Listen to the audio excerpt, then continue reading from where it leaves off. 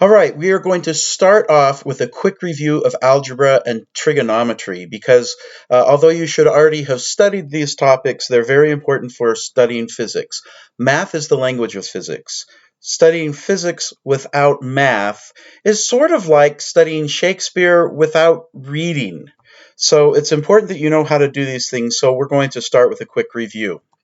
Now, the basic idea with algebra is that if I have an equation that is true, and I do the same thing to both sides of that equation, what I end up with should still be a true equation.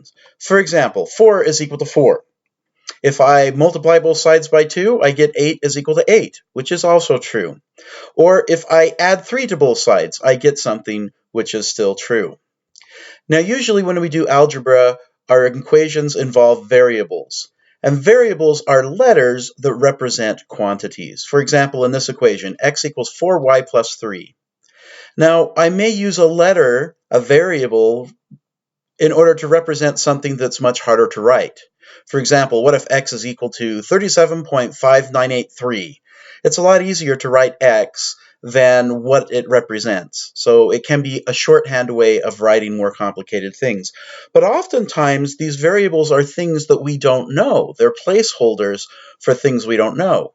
So in this equation, maybe I don't know what x is and I don't know what y is, but the equation gives me some information about the relationship, that whatever x happens to be, it has to be equal to 4y plus 3. Now, if I do something to both sides of the equation and I do the same thing to both sides, it should still be true. So if x is equal to 4y plus 3, then x plus 2 must equal 4y plus 3 plus 2. Or 6 times x must equal 6 times 4y plus 3. Now we can use this fact that if we do the same thing to both sides of the equation remains true. We can use that to manipulate equations in order to do things such as solve an equation for a particular target variable. Now, when we do algebra, we have to remember that operations are done in a specific order. There's a hierarchy of operations. So parentheses come first, then exponents, then multiplication and division, then addition and subtraction. And you can remember the order with the little acronym PEMDAS. All right, so for example, 3 plus 4 times 5, what does that equal to? Well, we don't add first because that is a lower precedent operator. First, we do the multiplication. So I multiply 4 times 5 and I get 20. And then I take 3 plus 20 and I get 23. Now, if I put a parenthesis around 4 plus 3, then that means that we do that operation first. So this equation here, 4 plus 3 in parentheses times 5, first we do the 4 plus 3 and we get 7 times 5, then we multiply and we get 35. Now when we solve an algebraic equation, we sort of do things in reverse order of precedence, but not quite. So, for example, if I wanted to solve this equation for the target variable x, the first thing I'd want to do is I'd notice that the x is in the denominator. I don't want x's in denominators. Those are harder to work with. So what I'm going to do is I'm going to multiply both sides of the equation by that denominator, 2x plus 4. And then the 2x plus 4 over 2x plus 4, that's just equal to 1. And now I have an equation which does not have x in the denominator. The next thing I'm going to do is my x is kind of bound up in this parenthesis, the parentheses. So I'm going to expand the parentheses so that I can liberate x from that. And when I do that, when I expand the parentheses, I get, I just multiply each term by each term. So 3y times 2x is 6xy, 3y times 4 is 12y, 2 times 2x is 4x, and 2 times 4 is 8. So there's my new equation. The next thing I want to do is add and subtract to get the target variable to one side of the equation and everything that doesn't involve the target variable to the other. So if I look at this equation, on this side I have 6xy and 4x that involve my target variable x, but then I have 12y and 8 which don't involve the target variable, so I want to get them to the other side. So the way I will do that is by subtracting 12y plus 8 from both sides. When I do that on the right side of the equation, when I subtract 12y 12y plus 8, that cancels the 12y and the 8. And I'm just left with my 6xy plus 4x. On the left-hand side, this just becomes negative 12y minus 7. The next step is to factor out the target variable. If we look at the right-hand side of this equation, we have a bunch of things that are multiplied by x. So I just factor the x out. So 6xy plus 4x is the same thing as x times 6y plus 4. So now my last step is I'm going to multiply or divide to get the target variable by itself. So if I divide both sides by 6y plus 4, I will get x by itself. So I'm going to take both sides, multiply by 1 over 6y plus 4. The 6y plus 4 cancels on the right-hand side, and I just end up with x is equal to minus 12y minus 7 over 6y plus 4. So now we have our answer, but we're not done because we need to check our answer. So here is, on the left is the equation we started with, on the right is the answer that we got. We just plug that back into our equation to see if it worked. So 1 over 2x, but x is equal to all of this, right? Plus 4 equals that. All right, well, this is really complicated. I've got a denominator in the denominator. So let's start by multiplying the top and bottom of the left-hand side by 6y plus 4. So if we multiply by 6y plus 4 over 6y plus 4, that's multiplying by 1, and that shouldn't change the value of this. So when I do that, I end up with this.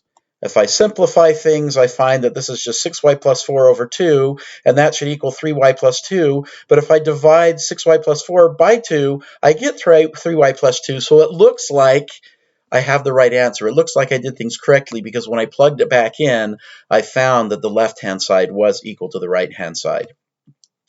Now, sometimes this can get a little bit complicated, so kind of a shortcut to kind of try and check your answer is to assign something to one of your unknowns. So let's just let y equal 5. Now, if it works when y is equal to 5, it probably works with other values. I could check a few values of y if I want it to be more certain. So here's a shortcut way. Rather than having to plug in x's, all of this stuff, I'll just say, well, look, if I plug this value for y into my equation for x, my solution for x, I find that x is equal to negative 67 over 34. Then I can just take my original equation and I plug in x and y and chug through everything, and I find that it gives me that 17 is equal to 17, which is true. So it looks like I did my solution correctly. Now, sometimes you will end up with physics problems that involve several equations and several unknowns. If I have n equations and n unknowns, usually I can solve that set of equations for all of the unknowns. The way we do this is first we solve one of the equations for one of the unknowns in terms of the other unknowns.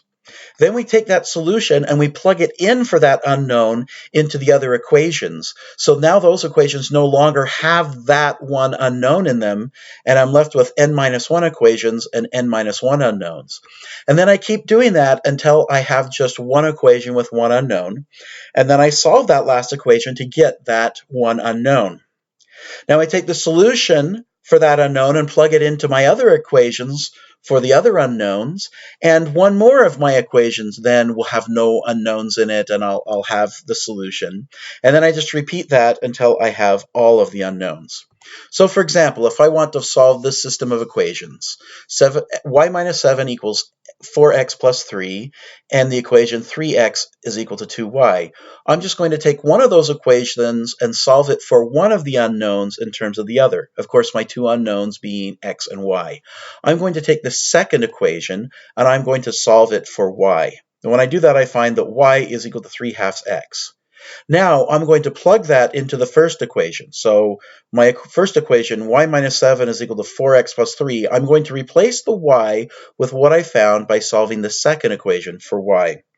So then I get 3/2 x, which is replacing y, minus 7 is equal to 4x plus 3. And that is one equation with one unknown. And if I solve that equation, so now I have this one equation and one unknown, plus I have on the right what I found y to be in terms of x. So if I solve my equation for x and find a value for x, I can then go and plug it back into the relationship I found for y as a function of x to get y. Okay, to solve this equation, I'm just going to take all of the x stuff to one side and all the stuff without x on the other. So I'm going to subtract 4x from both sides, and I'm going to add 7 to both sides to get this equation here. Then I'm going to factor the x out of the left-hand side. I can write the left-hand side as 3 halves minus 4 times x, and of course 3 plus 7 is 10. All right?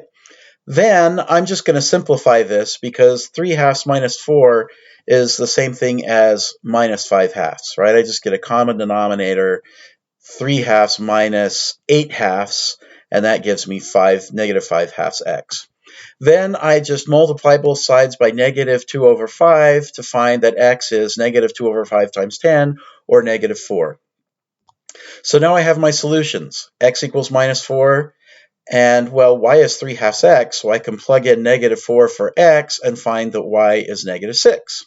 There I go. So x is minus 4, y is minus 6. I solved the problem. But now I want to check my solution. So if x is minus 4 and y is minus 6, I should be able to plug them into my original equations and see that that's true.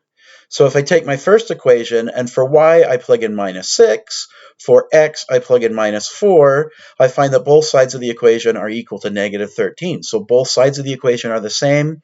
My solutions do work for that equation. Let's try the second equation.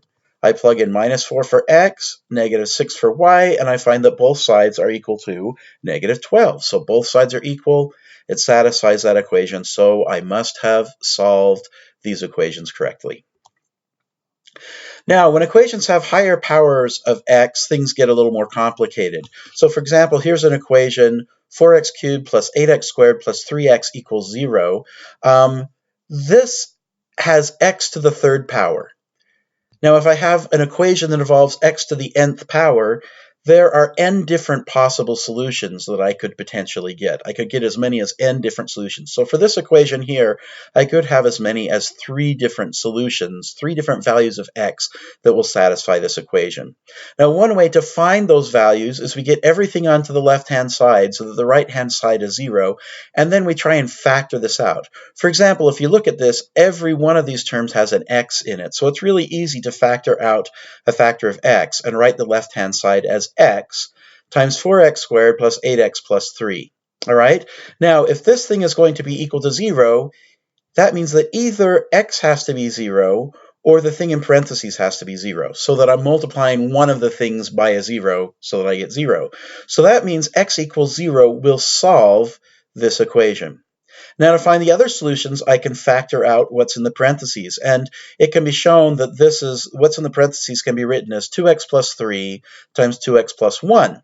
So now I say if any one of these 3 terms is 0, that solves my equation. So either x can be 0 or 2x plus 3 can be 0. If 2x plus 3 is equal to 0, that means that x is negative 3 halves. Or 2x plus 1 could be 0. But if that's true, then x must be negative 1 half. And there are my 3 solutions to this equation. Now, there are various ways to take a polynomial and factor it. They can be kind of complicated, and I'm not going to go over them here, but I am going to give you one nice trick.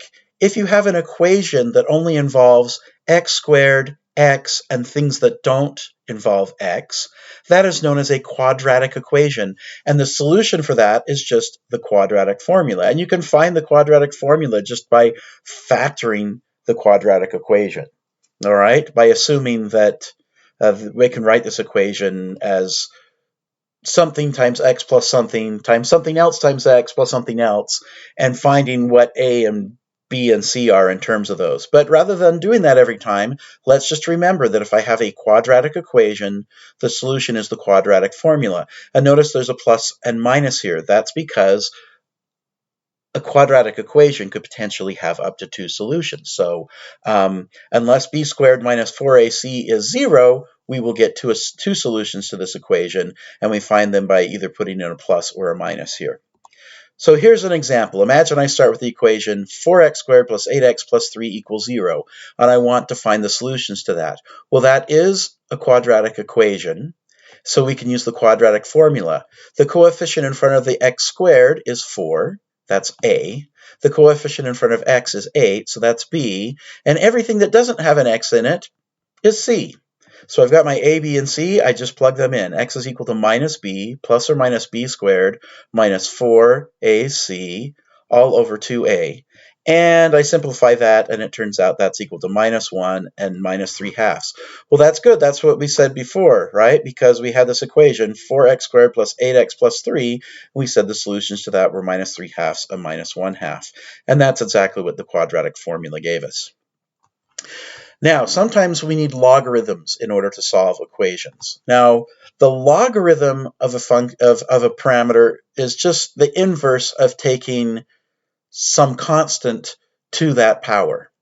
In other words, the log base b of b to the x is just x. So log base b is the opposite of taking b to the power of x. It's the inverse function. So for example, if I had the equation 1 minus a to the x is equal to y, and I wanted to solve that for the target variable x, well, first I'm going to get the stuff that doesn't have x in it to one side, and the stuff with x in it on the other. So what I did is I subtracted y from both sides and added a to the x to both sides. Now I have on the left things that don't involve x, and right only things that do involve x.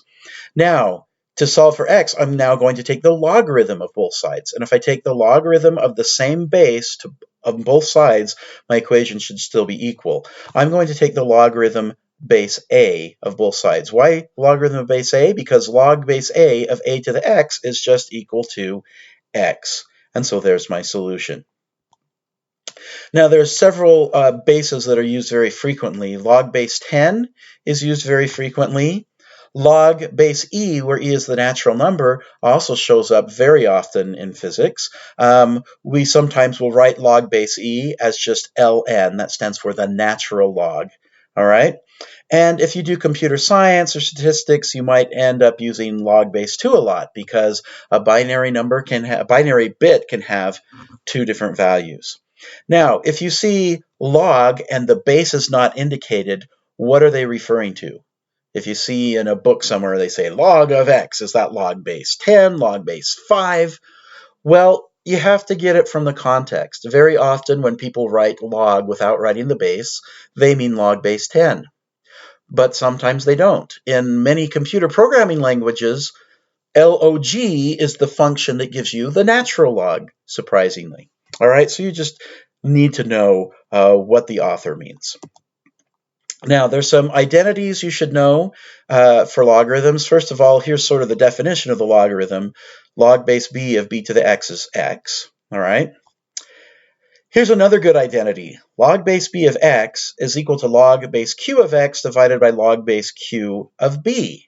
Right? This is really useful, especially like if you want to take log with some base that your calculator doesn't do, you can just take the logarithm of some other base, say like the natural log of your value, and then divide by the natural log of the base you wanted to take your logarithm in. So for example, if I wanted to do log of base 7.5 of 2.5, that's just the natural log of 2.5 divided by the natural log of 7.5.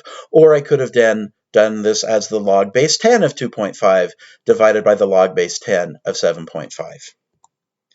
Another really useful identity, there's a typo here. This x right here should be y. So the log base b of x plus the log base b of y can be written as the log base b of x times y. So you can combine two logarithms of the same base when you add them together, or if you have the product inside your logarithm, you can separate them out. Log base b of x times y is just log base b of x plus log base b of y. Similarly, since I copied and pasted and edited this equation, this one has the same typo. Once again, this should be y, but log base b of x minus log base b of y is equal to log base b of x divided by y. And another identity you should know is that log base b of x to the nth power can be written as n times the log base b of x. So using these identities, we could take this right here, log base b of 7x squared, and I could write that as log base b of 7 plus log base b of x squared, right? Because they're multiplied together, I can separate them into two logs. Once I've done that, I can take this last term here, the log base b of x squared, and I can take the 2 out and write this expression as log base b of 7 plus 2 times log base b of x. All right, angles.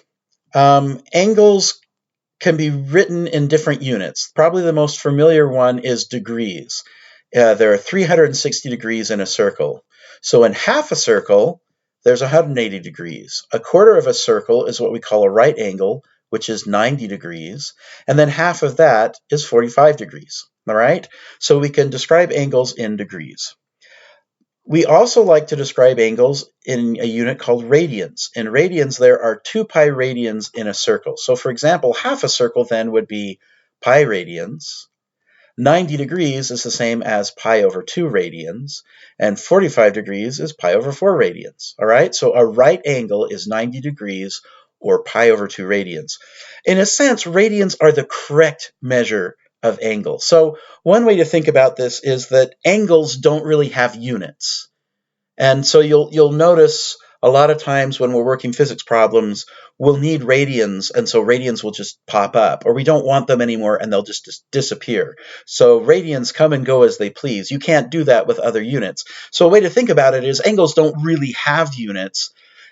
The term radians is just indicating, yeah, we're using the correct non-unit measure of angles.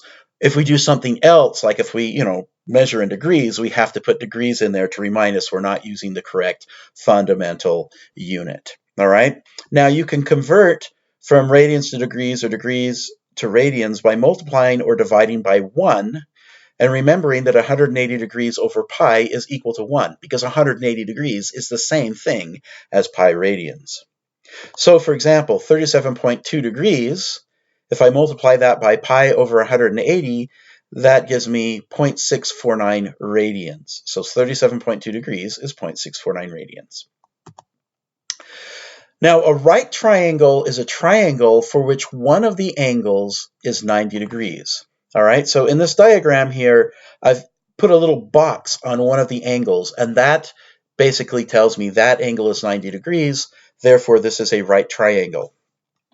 All right, if I specify one of the angles other than the 90-degree angle as theta, then this side here I've labeled A as what we call the opposite side. It's opposite that angle. And this side here I've labeled B is what we call the adjacent side.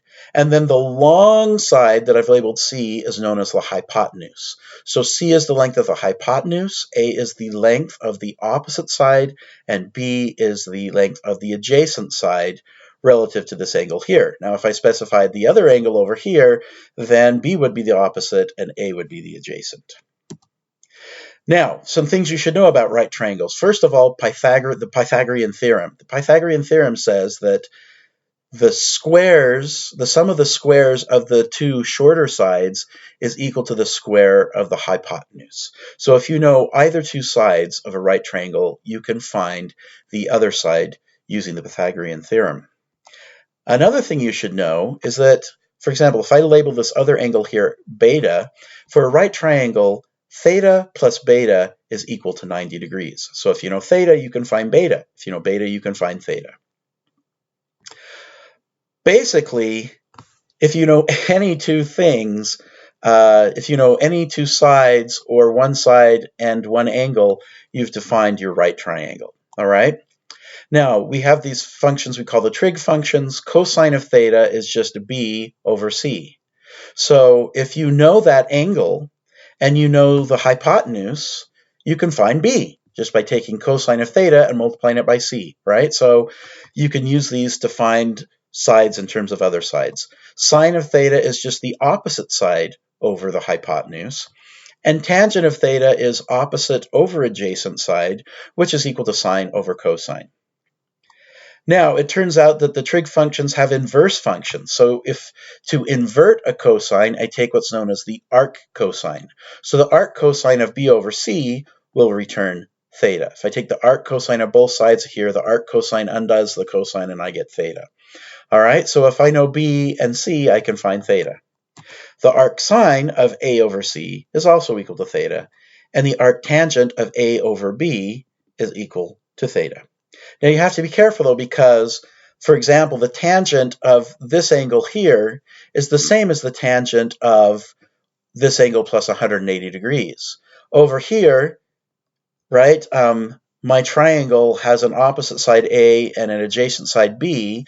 And over here, I've got an opposite side, which is negative A, and an adjacent side, which is negative B. But A over B is equal to negative A over negative B. So both of those angles have the same tangent. So if I take the inverse tangent, my calculator may give me this angle or it may give me this angle. And I have to stop and think, do I have to add 180 degrees to get the angle I meant to get? Some calculators or programming languages will actually have a function, an arctangent, where instead of just giving it a over b, you give it a and b separately so it can figure out which angle you really want. But generally, you'll have to stop and think about, did it give me the right angle? Because a and my, both of my sides were negative. I should have gotten an angle over here. It gave me an angle over here. I better add 180 degrees to that. Now, trigonometry is also closely related to circles. If I have a circle of radius r, if I go from the x-axis to some point, some angle theta away from the axis, and I want to know the x and y coordinates of that point, well, notice I have a right triangle here. So the x coordinate of that point on the circle is just going to be r cosine theta, and the y position of that point is just r sine theta. Now, arc length. What happens if you have a little piece of a circle, all right? Some little piece of a circle. It turns out the length of that arc is related to the angle theta. Now, if I had a complete circle, the arc length would just be the circumference of the circle. And we know that the circumference of a circle is 2 pi r. But the angle of an entire circle is just 2 pi. So it's just like the angle of the whole circle times r gives me the circumference of a circle. Half of a circle would be half the circumference. So it would be pi times r. But the angle for half of a circle is pi. So it turns out you can figure out, in general, the length of a circular arc is just r times the angle that arc extends over. And that's the end of our discussion on algebra and trigonometry.